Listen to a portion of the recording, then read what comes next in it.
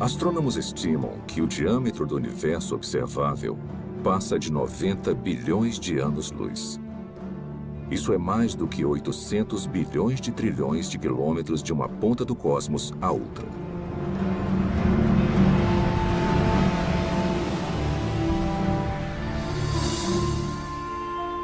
O universo contém pelo menos 170 bilhões de galáxias. Com tantas estrelas e planetas que superam em número a quantidade de grãos de areia em todas as praias do mundo.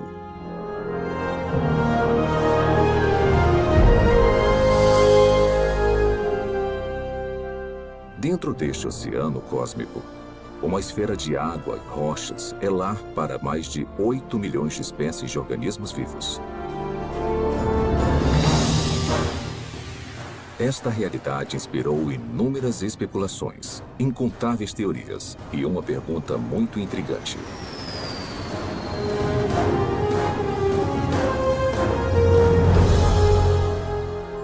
Quais são as chances de a vida ter surgido no terceiro planeta depois de um Sol orbitando em um braço espiral da galáxia Via Láctea?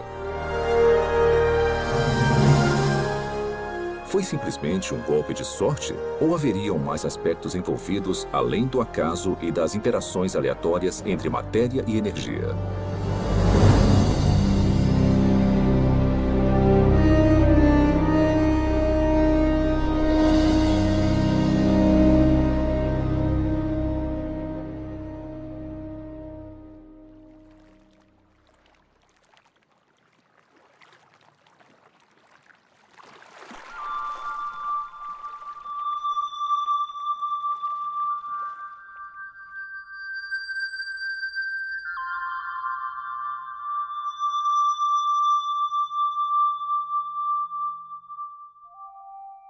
Sendo os habitantes humanos da Terra, é fácil subestimarmos a vida. Na verdade, somos mimados por uma abundância.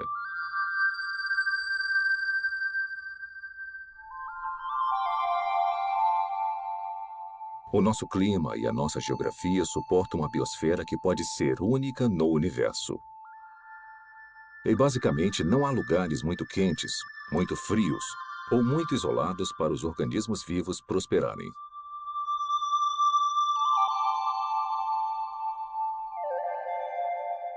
Dentre essa diversidade espetacular, talvez o maior desafio já encarado pela ciência ecoe de todo inseto, sequoia e baleia. Como a primeira vida passou a existir em um momento em que não havia vida de nenhum tipo? Como surgiu a vida na Terra? Por onde começar? Tem dezenas de teorias.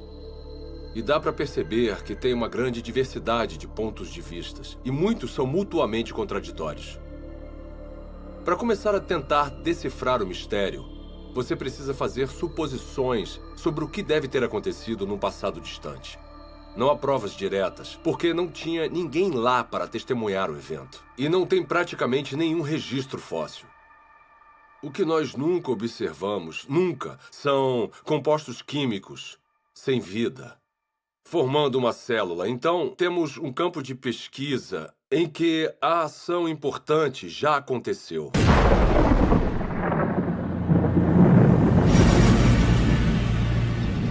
A história primordial da Terra é, de fato, uma narrativa incompleta. Mas apesar da ausência de provas físicas, a maioria dos cientistas acredita que a vida se originou quando a energia atingiu substâncias inorgânicas nos oceanos, crosta e atmosfera do planeta, para criar os componentes básicos para a primeira célula autorreplicante. Ao pensar na origem da vida, as regras, e não digo da própria ciência, mas da filosofia subjacente, as regras dizem que para resolver o problema, você pode usar matéria, energia, lei natural, irregularidades naturais e processos do acaso.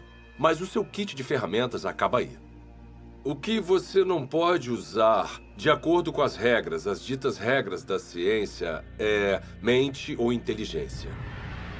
Se tivermos que dar um nome a essa posição, não tem um nome melhor do que materialismo científico. Uma filosofia que diz que a única explicação aceitável deve ser dada com base na matéria e na energia. E se você não consegue resolver o problema com essas ferramentas, você não pode mudar as regras. Então, partindo dessa perspectiva, como a vida se originou a partir de apenas matéria e energia? Agora, tenta resolver o problema. Como construir uma célula? Toda a vida que já existiu na Terra é composta de células. E os indícios para sua origem estão entrelaçados em uma rede de máquinas moleculares.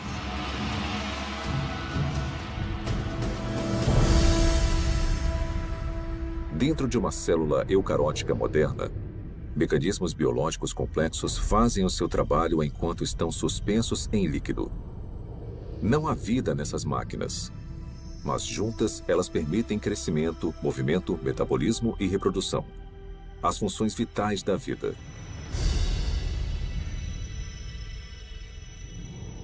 Cada componente dessa fábrica celular é feito de grandes moléculas compostas. E as mais numerosas são as proteínas. Com funções modernas, as proteínas foram projetadas para desenrolar e copiar informação genética em uma cadeia de DNA. Desencadear reações químicas com formatos encaixáveis. Controlar a passagem de eletrólitos e nutrientes pela membrana celular. Tipo de proteína, cinesina. E carregar recipientes cheios de carga por andaimes, também feitos de proteína, que se montam sozinhos e vão até os lugares necessários da célula. Ampliado 500.000 vezes, um glóbulo vermelho contém 280 milhões de proteínas hemoglobinas, cada uma com a função de carregar oxigênio. Isolando uma delas, descobrimos que cada proteína é feita de centenas de moléculas menores chamadas aminoácidos. São encontrados 20 tipos diferentes de aminoácidos em organismos vivos. A estrutura química distinta de cada molécula permite a formação de mais de 100.000 tipos diferentes de proteínas. A construção começa quando aminoácidos selecionados são organizados em uma cadeia. É um processo que costuma ser comparado à organização de letras do alfabeto em palavras e frases com significado. Se esses componentes tiverem a sequência correta, a cadeia se dobra em uma proteína pronta para cumprir a sua função dentro da célula.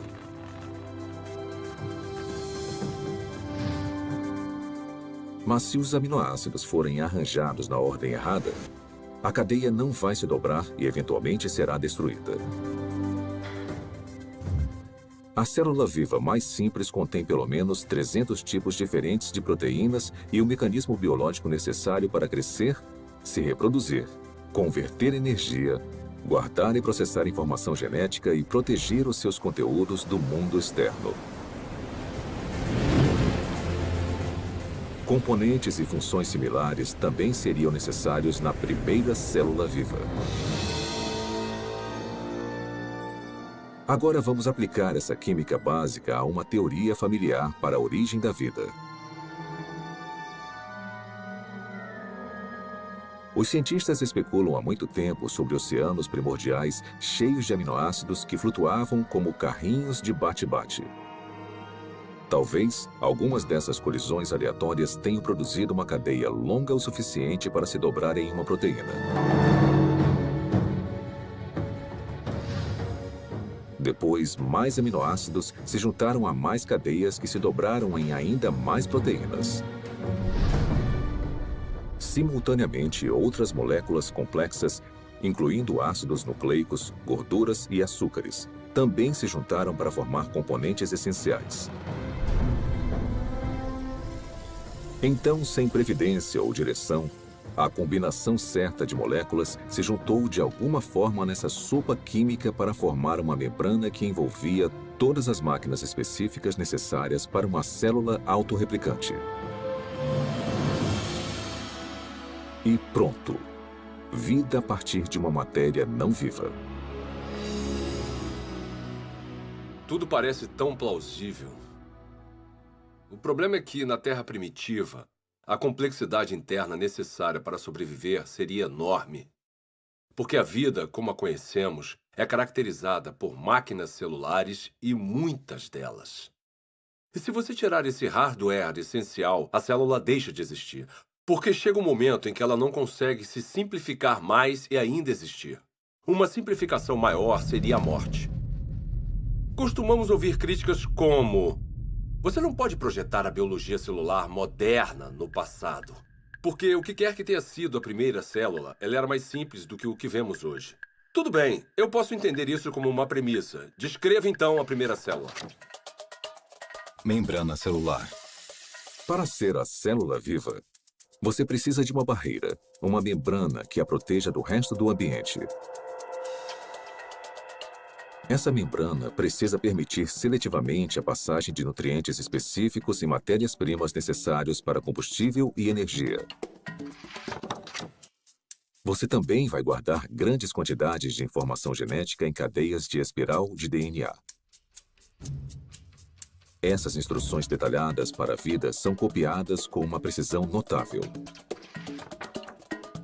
Então, em fábricas chamadas ribossomos, essa informação é convertida em cadeias de aminoácidos e proteínas. Replicação celular. Por fim, você vai estar equipado com tudo que precisa para reproduzir as gerações futuras de células. Essas funções básicas são realizadas por todos os seres vivos. São, de certa forma, características do que significa estar vivo. Então, seja uma célula do passado, uma célula bem simples, ou uma célula mais complicada de hoje em dia, não faz diferença, ela vai precisar realizar essas funções. Grande parte dos químicos acredita, assim como eu, que a vida surgiu espontaneamente, a partir da mistura de moléculas na terra prebiótica. Como? Eu nem imagino. George Whitesides, químico, Universidade Harvard.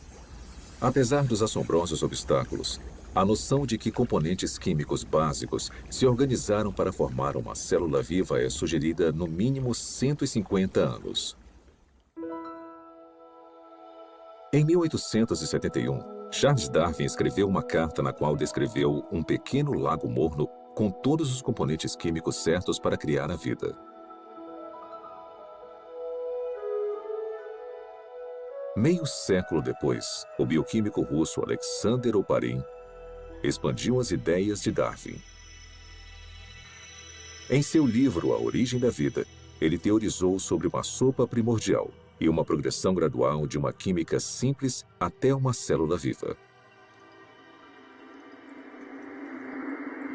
Então, em 1952, essa hipótese foi testada.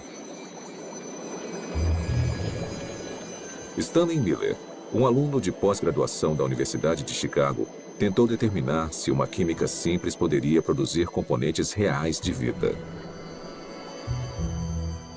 O jovem cientista construiu um equipamento de vidro para simular o ciclo de água antigo e o encheu com uma mistura de gases que supostamente compunham a atmosfera da Terra primitiva. Miller aqueceu os componentes e atingiu os gases com descargas elétricas. Faíscas elétricas para desencadear uma reação. Poucos dias depois, um lodo parecido com piche se formou no vidro. Nele, Miller identificou 4 dos 20 aminoácidos encontrados em proteínas. Pela primeira vez, sob condições supostamente naturais, moléculas cruciais para a vida foram geradas a partir de matéria e energia. Houve muito alvoroço quando o experimento de Miller foi publicado pela primeira vez, porque parecia ser fácil conseguir os componentes dos seres vivos. E se era fácil conseguir os componentes, talvez não fosse tão difícil transformar esses componentes químicos nas primeiras células vivas. Apesar de sua premissa ser inovadora, o experimento de Stanley Miller logo foi considerado muito falho, pois ele não havia usado os gases corretos, negligenciando o nitrogênio, o dióxido de carbono e o oxigênio, que teriam destruído as moléculas necessárias para a vida na Terra primitiva. Mas apesar dos erros, o trabalho de Miller inspirou outras tentativas de recriar as condições pré-bióticas. Hoje, após décadas de investigações, a esperança de se encontrar uma solução de forma simples e clara já não existe mais. Mesmo assim, as pesquisas sobre a origem da vida continuam por todo o mundo. Sua hipótese essencial de que as células vivas surgiram através da química natural agora é conhecida como evolução química. A evolução química vem com muita bagagem. E se você for levá-la a sério como uma explicação para a origem da vida, com certeza você também precisa levar a sério certas propriedades fundamentais da biologia.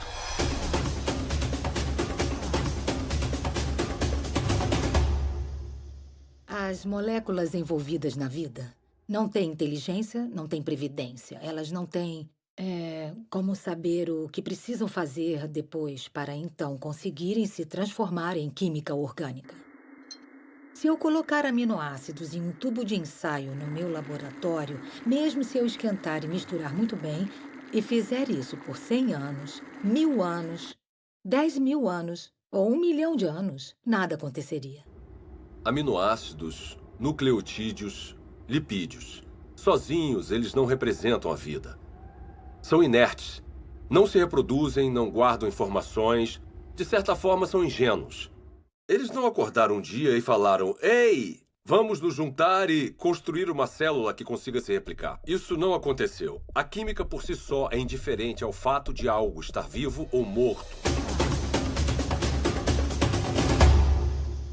A seleção natural não funciona para criar a primeira célula porque a seleção natural não consegue operar em nada a não ser que tenha alguma forma de herdar e monitorar mudanças e de escolher o melhor sobrevivente para avançar. Para ter alguma seleção, são necessárias células. Então, se você quer explicar a origem das células, você não pode usar a seleção. Porque a seleção exige a existência da mesma coisa que você está tentando explicar. A seleção natural tem que funcionar sobre uma célula que tenha um sistema genético e que seja capaz de se reproduzir. Sem isso, a seleção natural é completamente irrelevante.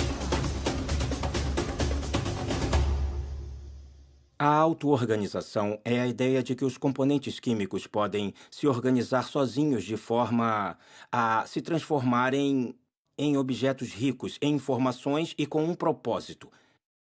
As moléculas e os átomos podem se auto-organizar em um certo sentido. O sal seria um exemplo. No sal, tem íons de sódio e de cloreto. E eles interagem uns com os outros porque têm cargas positivas e negativas. Então, essa afinidade natural leva à formação de cloreto de sódio, cloreto de sódio, cloreto de sódio e pode se compactar de uma forma estereotipada para criar um cristal. Os cristais de sal são a mesma coisa, repetida várias e várias vezes. Se um cristal de sal fosse um livro, seria um livro com uma palavra só. Geometrias com repetições regulares como essa não carregam um tipo certo de informação. Informação que você precisaria para criar uma proteína. A sequência que vemos em uma proteína é altamente irregular. Não tem como prever qual vai ser o próximo aminoácido com base nos que já apareceram. Então, a auto-organização que nós observamos no mundo natural é o tipo de processo errado para a construção das estruturas ricas em informações dos seres vivos. Quando você elimina a seleção natural e a auto-organização e percebe que as moléculas não têm a habilidade de pensar ou se programar de forma alguma, o acaso volta à questão. E os cientistas odeiam o acaso como explicação para a origem da vida. Acaso? Por que o acaso é uma opção tão insatisfatória? Talvez porque muitos analistas fizeram as contas e entendem a grande improbabilidade de sucesso.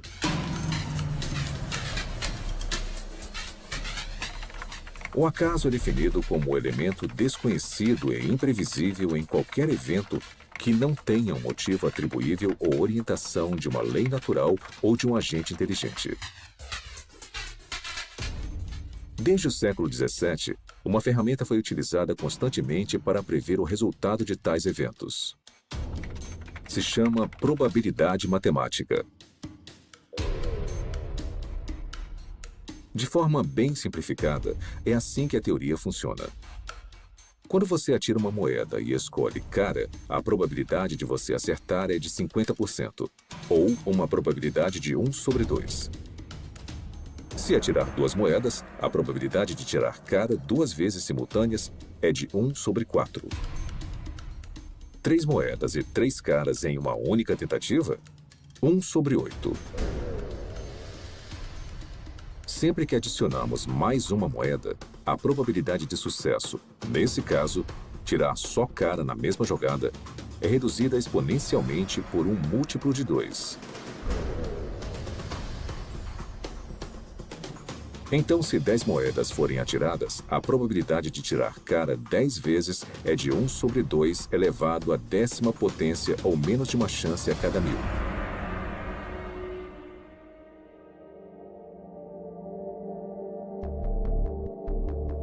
Quando aplicado à origem da vida e à formação aleatória de grandes biomoléculas, a teoria da probabilidade esclarece as limitações do acaso como um agente criativo na Terra primordial. Por exemplo, quais são as chances de uma única proteína se formar exclusivamente através das interações às cegas da química? O nosso alvo é uma molécula menor do que a média, composta de 150 aminoácidos alinhados para garantir uma cadeia dobrada. Os pesquisadores calcularam que, na Terra antiga, a probabilidade de sucesso era de 1 sobre 10 elevado à 164ª potência. Ou seja, uma cadeia de proteína corretamente sequenciada a cada 100 milhões de trilhões de trilhões de trilhões de trilhões de trilhões de trilhões de trilhões de trilhões de trilhões de trilhões de trilhões de trilhões de trilhões de tentativas fracassadas. Mas apesar dessa grande improbabilidade, alguns teóricos argumentam que, com tempo suficiente, qualquer coisa é possível. Está bem? Vamos tentar a validade dessa opinião. Vamos começar estabelecendo um ambiente ideal para a evolução química. Um mundo imaginário que dará ao acaso toda a oportunidade de sucesso. Primeiro, vamos lotar os oceanos de aminoácidos. Ou seja, todos os átomos na Terra, incluindo todo o suprimento de carbono, nitrogênio, oxigênio, hidrogênio e enxofre, estão disponíveis para formar 10 elevado à 41ª potência de conjuntos completos dos 20 tipos de aminoácidos usados na criação de proteínas. Depois vamos alterar as leis da natureza para proteger esses componentes dos raios de luz ultravioleta destruidores e da contaminação química na sopa primordial. Agora vamos deixar a química agir para ver o que acontece.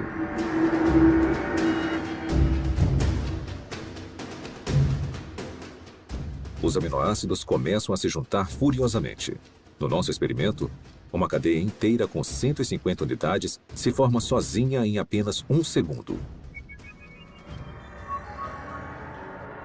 Como os 20 tipos de aminoácidos estão disponíveis, na maioria dos lugares, há uma probabilidade de 5% ou de 1 sobre 20 da molécula correta se alinhar na cadeia.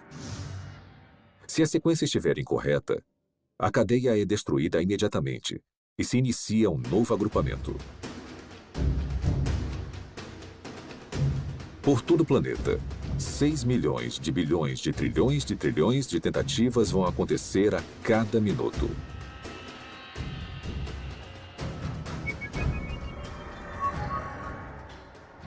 Ou seja, em 4,6 bilhões de anos, a idade mais antiga estimada da Terra, o número de cadeias que não se dobram vai passar de 10 elevado à 58ª potência.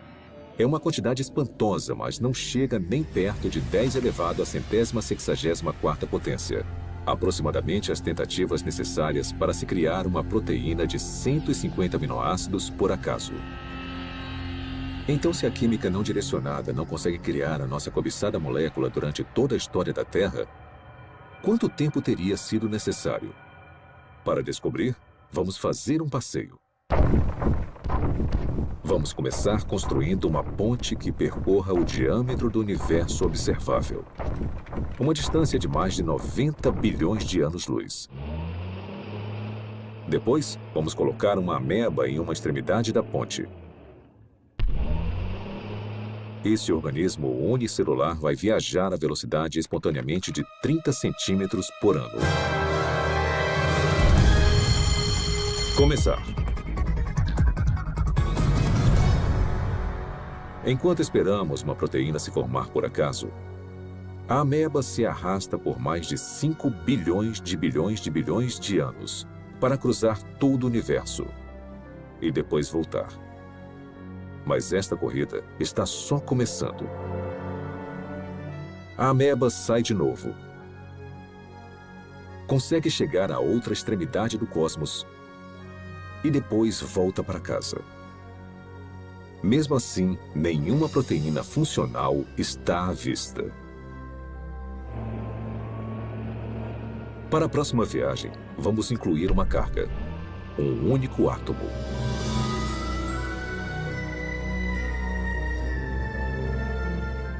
Após percorrer lentamente mais de 800 bilhões de trilhões de quilômetros, a ameba deixa a carga e volta para pegar mais. Será que ela vai voltar antes da nossa proteína sortuda se formar? Com certeza. Na verdade, ela vai fazer mais 10 viagens completas.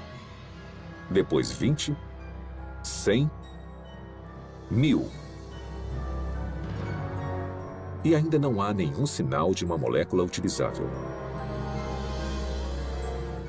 A ameba continua fazendo viagens completas até carregar todo o átomo da Terra. Depois, todos os átomos do nosso sistema solar. Depois, todo o planeta e estrela da Via Láctea. Um átomo por vez.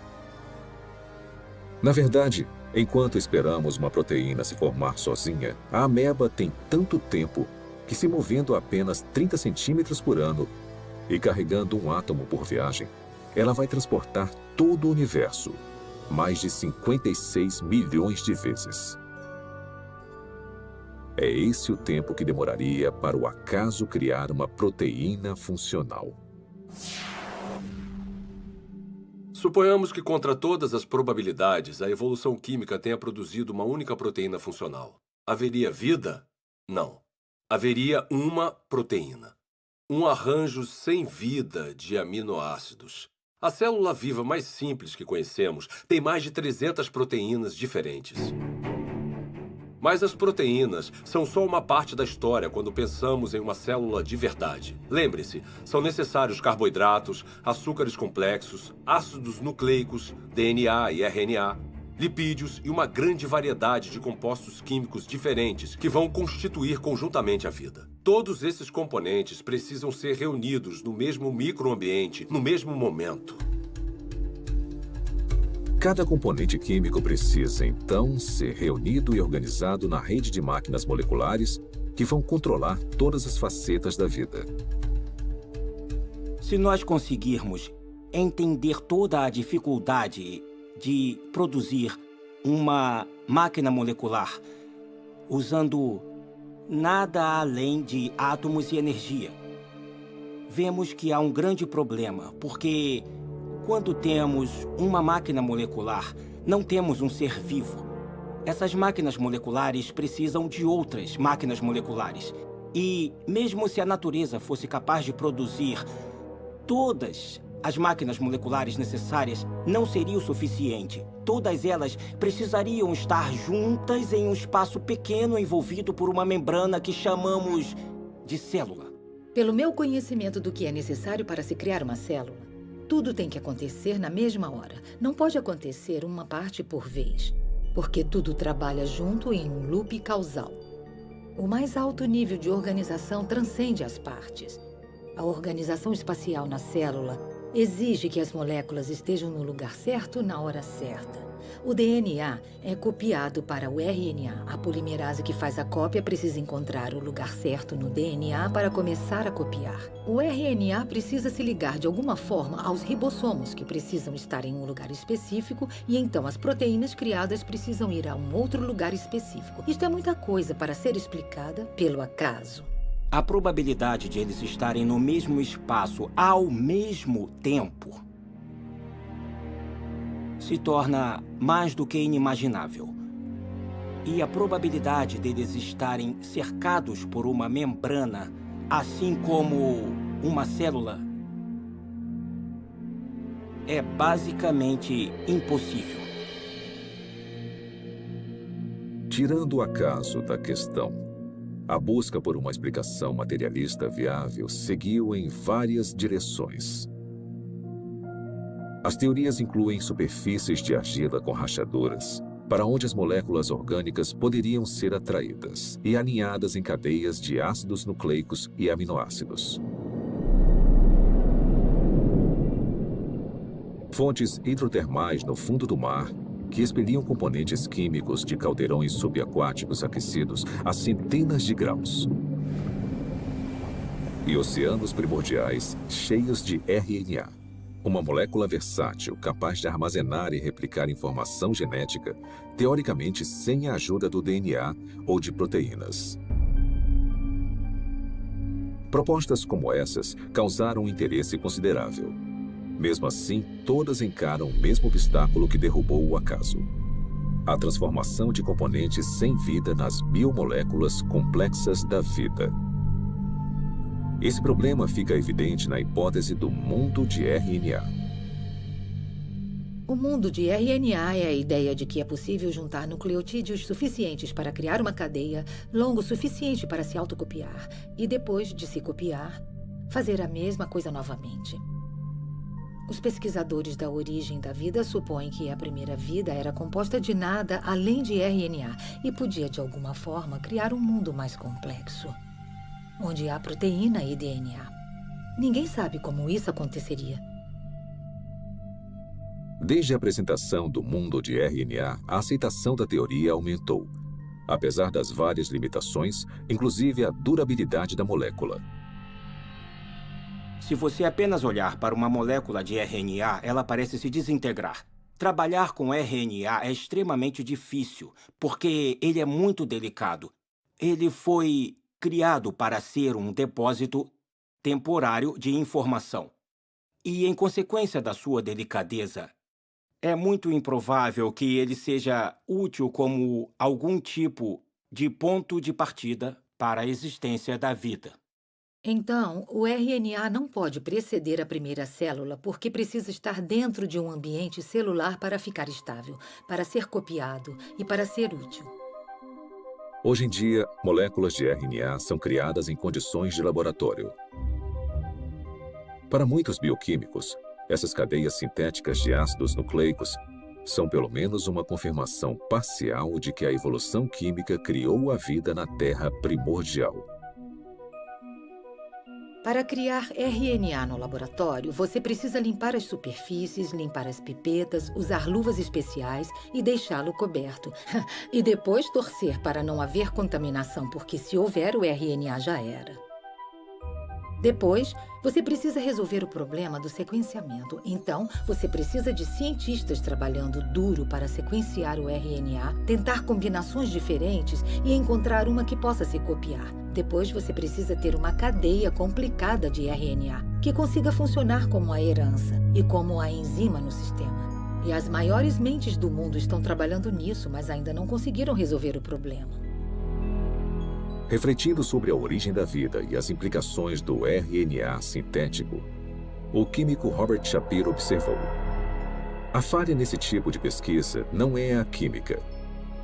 A falha é a lógica de que o controle experimental de um laboratório moderno estaria disponível na Terra primordial.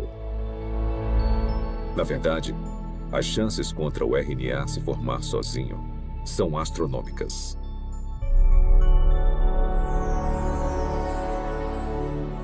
Criar RNA em um laboratório exige muita inteligência e premeditação, e planejamento e execução cuidadosos. Então, conseguir a sequência certa.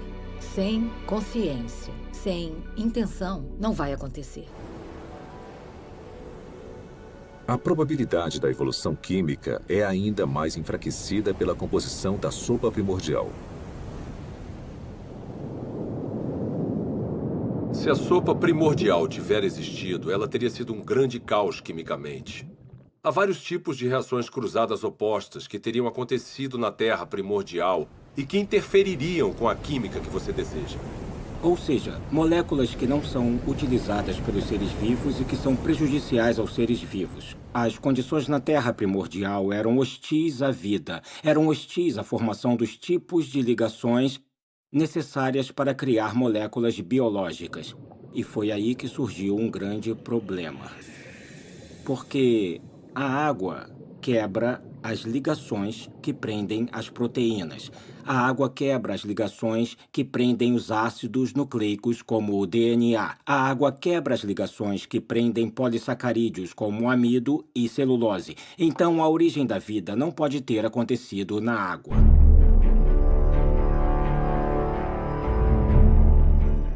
Encarando desafios intransponíveis na Terra, alguns cientistas expandiram as fronteiras de suas buscas. Em 1976, o biólogo vencedor do Prêmio Nobel Francis Crick propôs uma alternativa radical para a origem da vida.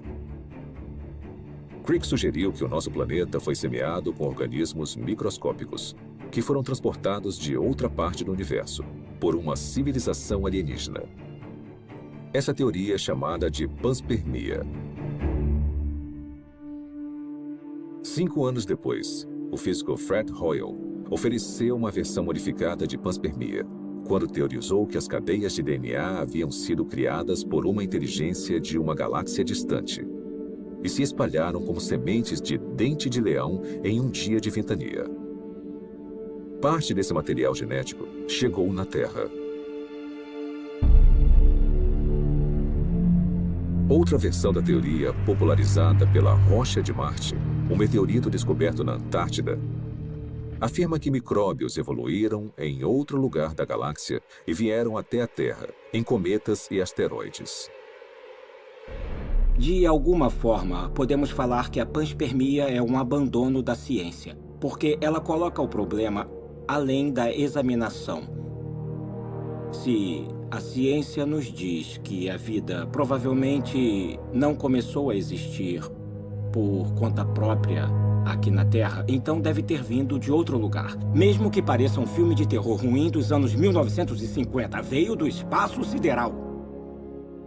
Se eu não consigo explicar a vida no planeta Terra, porque, digamos, a atmosfera necessária é geologicamente implausível ou porque eu não consigo a quantidade suficiente de moléculas biologicamente relevantes, esses problemas vão existir em qualquer outro planeta onde postularmos que a vida se originou. Não podemos apagar esses problemas mudando de lugar para outra parte da galáxia. Resumindo, a panspermia não resolve o problema da origem da vida, só o joga para outro local. As falhas da panspermia levaram alguns pesquisadores a uma teoria que vai além da astronomia convencional: o multiverso. De acordo com essa hipótese, o nosso universo não é único. Em vez disso, bilhões ou trilhões de universos foram gerados por um processo natural desconhecido. E conforme as oportunidades aumentaram exponencialmente, as chances impossíveis se tornaram prováveis. Até que, inevitavelmente, com o tempo, a combinação certa de matérias-primas, ambiente, leis da natureza e uma grande dose de sorte produziram as moléculas e máquinas biológicas necessárias para a primeira célula viva. Em outras palavras, em um vasto e teórico oceano de universos, alguém tinha que ganhar a loteria cósmica, e fomos nós. Quando eu leio algum livro sobre a origem da vida que considera alguma proposta para a formação, como digamos, de RNA ou proteínas, e até o autor admite que é quimicamente implausível, eu me pergunto como ele se meteu nesse pepino. Propor um caminho implausível para uma coisa que, para o mundo todo, parece ser planejada. Será que o materialismo científico é provavelmente falso? Ele se meteu nisso porque uma filosofia disse a ele. É a única resposta aceitável. E nesse impasse, eu quero falar ao autor, olha, você sabe que é implausível, eu sei que é implausível. O motivo de ter chegado até aqui, parado na beira desse penhasco que cai na implausibilidade, é porque bem lá atrás, você decidiu que só uma explicação materialista faria sentido. Quantas explicações diferentes e fracassadas dentro da caixa materialista nós precisamos ter antes de decidir que talvez precisemos sair agora dessa caixa. Talvez precisemos de outro tipo de explicação.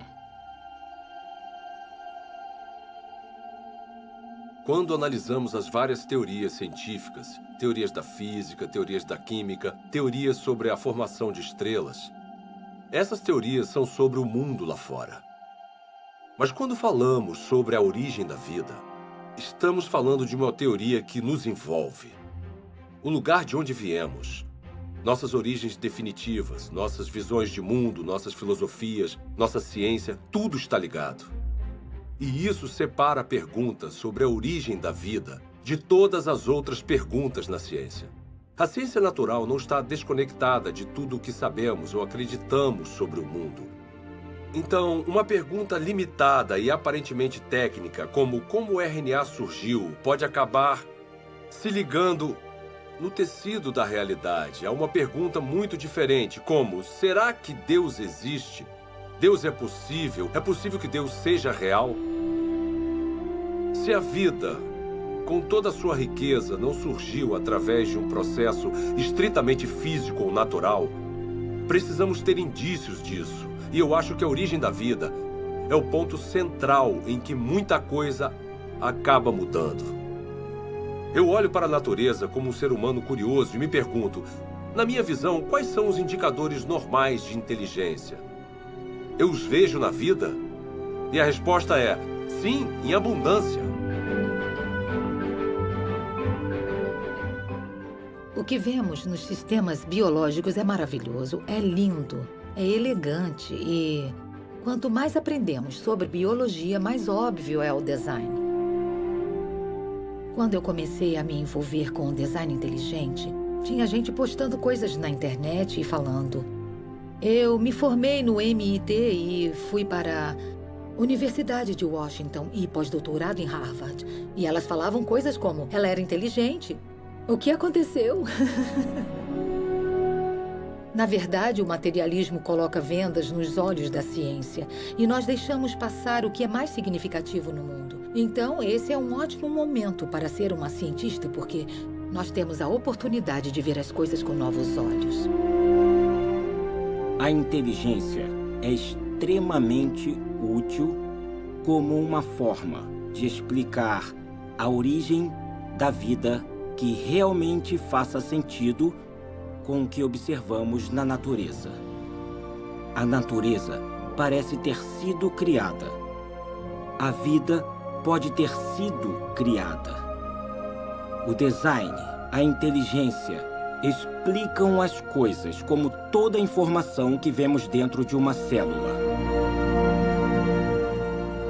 Não tem nada de mágico nos seres vivos. Eu sou um cientista, eu não acredito em mágica. Eu acredito em mecanismos e causas que são suficientes para atingir o fenômeno que eu observo. A inteligência é suficiente. A inteligência é necessária. Portanto, a inteligência é a conclusão na qual eu chego.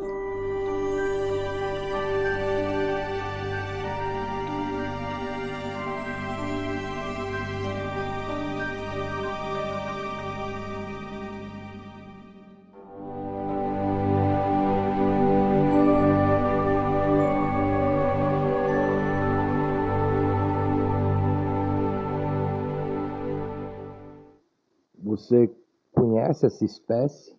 Sabe que inseto é esse? Que bicho é esse?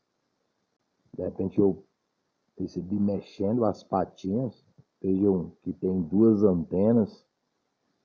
Eu não lembro que bicho é esse. E olha que eu cresci num contexto de chácara, mexendo na terra, brincando no meio do mato, na chácara e etc. E eu não lembro de um bicho como esse. Eu não sei o nome. Não é um gafanhoto, parece, mas não é. Mas se ele ficar quietinho, ou ela, né? Não sei se é macho ou fêmea. Se ficar quietinho, parado, você pensa que é tipo uma folhinha, um pedaço de mato, de capim. Então é bem interessante. Eu já estou um tempinho aqui nessa terra e não conheci essa espécie, esse bicho. Mas se você conhece, coloque aqui no comentário. Fala pra gente aí quem é esse bicho aqui, esse inseto, qual família ele pertence. Bem interessante, né? A criatividade de Deus para a criação. E toda estrutura nossa, principalmente ser humana, e não pode ser feito as coisas por parte. Para funcionar o todo deve ser feito e foi feito de uma vez só. Então Deus fez o homem, coração, rim, etc., células, proteínas, aminoácidos, de uma vez só, e soprou e deu vida. Então não foi progressivo.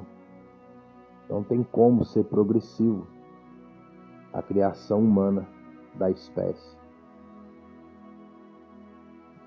Se cria uma coisa e passa um tempo, aquilo se transforma em outra, que cria outra, aí que aparece outra que não sabe de onde, que se junta com aquela, que forma aquela outra, e já aparece outra coisa que se junta. Não tem como nada produzir alguma coisa.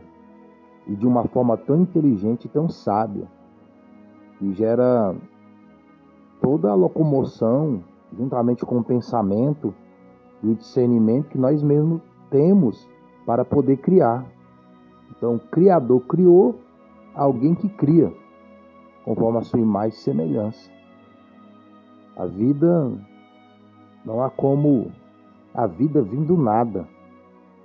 Até uma explosão tem que haver uma causa. E a causa da explosão tem que ter uma explicação. E tem que ter uma inteligência para se criar os elementos que fazem uma explosão no contexto científico. Então vejam que a ciência ela tem que explicar a própria ciência de uma forma inteligente. Como algo tão complexo como a vida humana, e por que não dizer também a vida como num todo, de plantas e etc., acontece do nada, esporadicamente. Até o encontro de alguma coisa para gerar uma explosão, tem uma criação dos elementos que geram a explosão. Agora, gerar uma explosão e criar vida tão complexa como a do ser humano, não tem como a evolução fazer isso. Não tem como surgir a vida no contexto de uma evolução.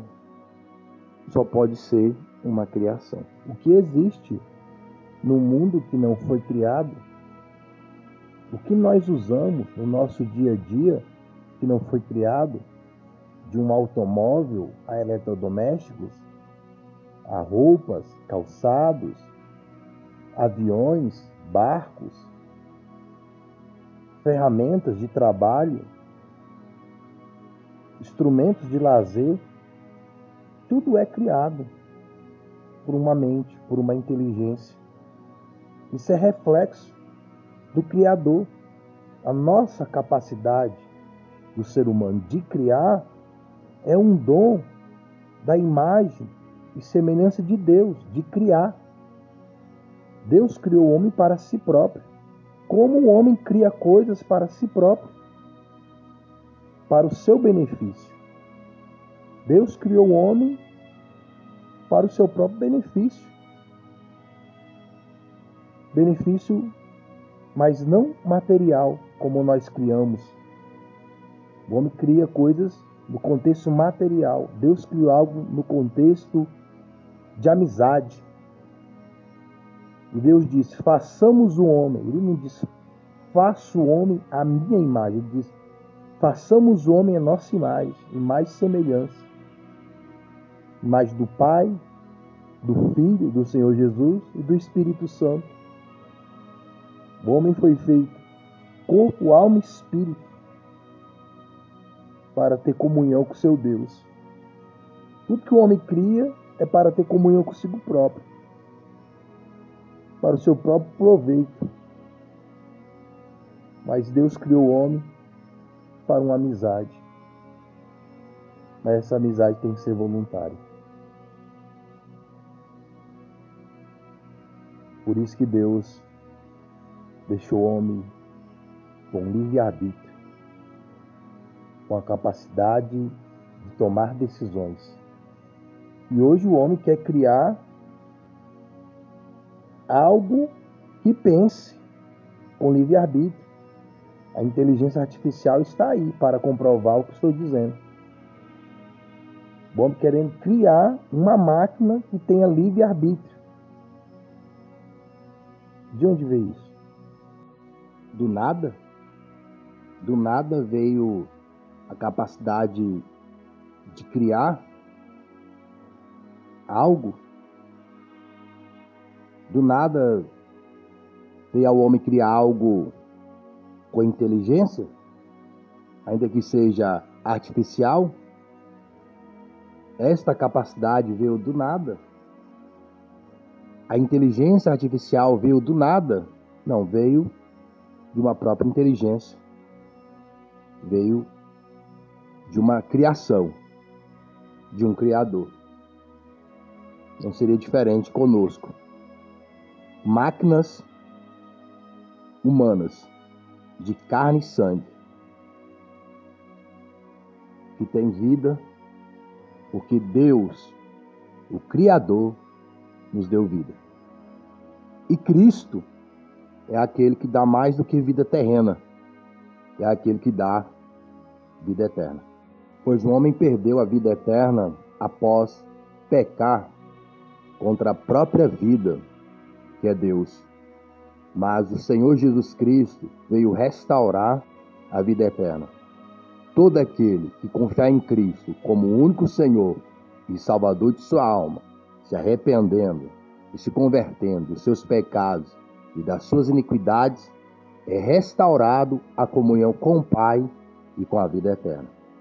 Fiquem com Deus e boa meditação das coisas do alto. So this is the documented moment of conception. And the sperm enters the egg, and there's this poof of light that comes off of it. Scientists are studying this, and they're looking at it, and they're like, okay, well, it looks like it's a release of zinc, a burst of zinc that comes off the egg, and it creates this appearance. But any way you slice it, they can't explain away that light happens when life happens. Isn't that amazing? Light happens when life happens.